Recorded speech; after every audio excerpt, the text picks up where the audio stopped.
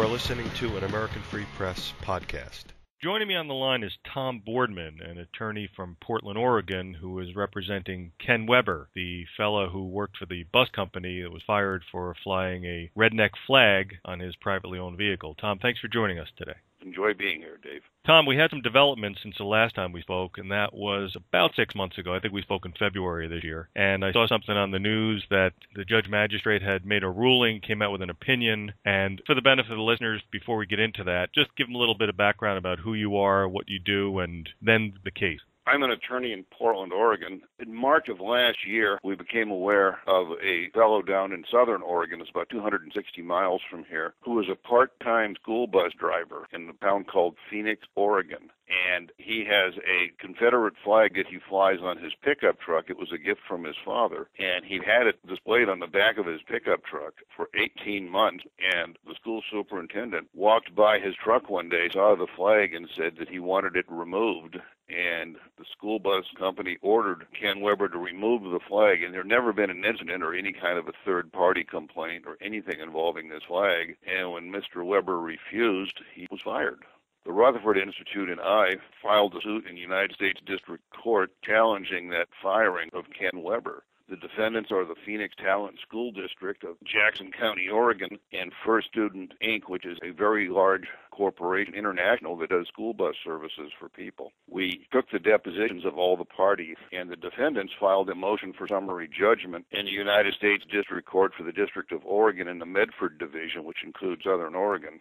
Judge Clark heard their argument for summary judgment. A summary judgment motion is a motion that says that the facts are so clear that there's no dispute of them, and that as a matter of law, the moving party is entitled to prevail. They said that there was nothing for Mr. Weber to prove that his case was groundless.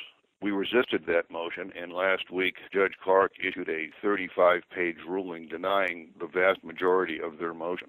That's a pretty long ruling, actually, for a case that I guess is as local and small as this, isn't it? It's a big case in the sense that it involves the First Amendment. And federal judges like constitutional questions. A lot of times they find themselves dealing with rereading labor contracts or perhaps a railroad liability case. So when they get a constitutional case, they perk up their ears. This, of course, involves a man being fired for something that is a little near and dear to the American heart, which is his statement of his opinion. And the court really gave us a very favorable opinion. What's the difference between a magistrate judge and a federal judge and a state judge? A full federal judge has more power than a magistrate. Magistrates rule on preliminary matters. He can try a case if the parties consent to it, but other than that, he's not a full judge. This judge may be someday, but he's not right now. Will that have any impact on his ruling? No, the opposition has a right to appeal. That right will lapse on the 20th of August. They may object and want to have a trial in front of a full federal judge. It would probably be Judge Owen Panner of Oregon. Is that good or bad? I think we'd win in front of Judge Panner as well. I did read the entire opinion. Weber argued that to him the Confederate flag represented certain social and cultural values which he associates with the South and what can be characterized as a redneck lifestyle. Those values include the centrality of strong family relationships. Family means everything to you. Living close to the land, you hunt and fish. And an aversion to entitlement. You work for what you have. He expresses a sense that social and cultural values diverges between the northern and southern states of this nation, and that his Confederate redneck flag represents a statement regarding the social and cultural values of the South, which is readily identifiable by those who view it. If this does come down to a matter of Ken Weber's First Amendment rights, which it obviously seems like it will, and you said this in our first interview, then Bergreen can be held liable for his actions, right?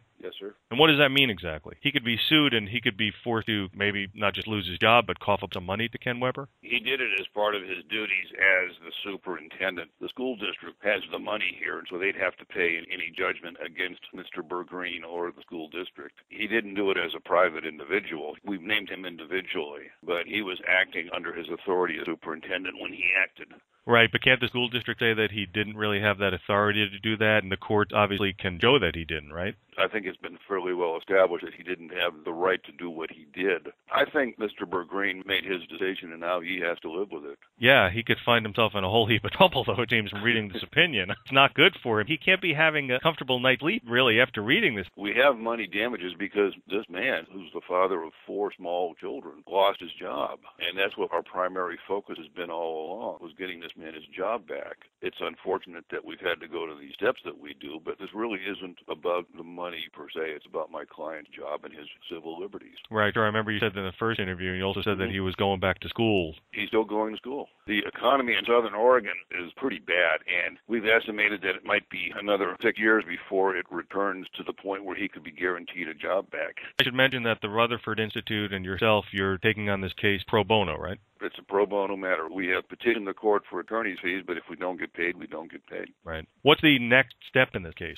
If the other side files an appeal, that appeal has to be considered. If they don't appeal, then we will get a trial date. Do you expect them to appeal? I don't know. Some attorneys appeal everything that they can appeal. Others take a different look at it. They've got to be doing their due diligence and looking over this opinion and seeing if there's anything that would give them sufficient hope of prevailing on an appeal. I think this is a strong opinion. I really don't think that an appeal would have an awful lot of merit to it, but it's not my case from that perspective. Okay, let's say they don't appeal, then what's next? It goes to trial? Or they could actually settle, right? They could. Do you expect that to happen? I don't know. You don't spend an awful lot of time anticipating the other side, but they may choose to. They haven't done well on this motion at all, so it's now their decision. Like you said, this is a strong opinion. You're asking for First Student to hire him back, right? Yes, sir. They could actually be forced to not only hire him back, but give him all his back pay that he should have had, right? That's correct. It wouldn't be an awful lot of money. He was a part-time employee. But he was depending on that income to support his wife and kids. Yes, sir. By the way, when Ken Weber refused to take down his flag, he had a 1-month-old baby at home. Right. How is he doing, by the way? He's doing fine. He is a very nice fellow. Tom Boardman, attorney from Portland, Oregon, working with the Rutherford Institute, representing Ken Weber. Tom, I want to thank you so much for the time you took out of your day explaining all this to listeners, and looking forward to finding out how this case resolves and having you back. Nice talking to you, Dave.